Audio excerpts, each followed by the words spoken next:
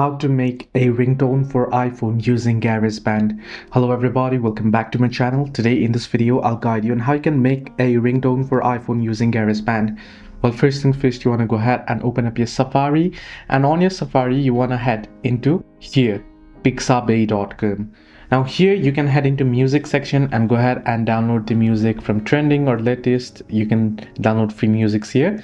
Once you have the music on your device that you wish to make the ringtone for, what you want to do is you want to go ahead and open up the GarageBand. Now once you open up the GarageBand app, simply go ahead and give it permissions, and now here you can see sound library. What you want to do is you want to head into my songs here.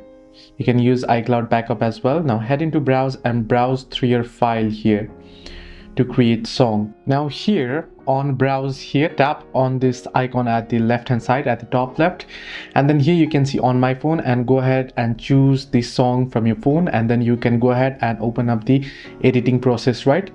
And then there all you got to do is crop it, and once you crop it you can set it as your ringtone and you can save it.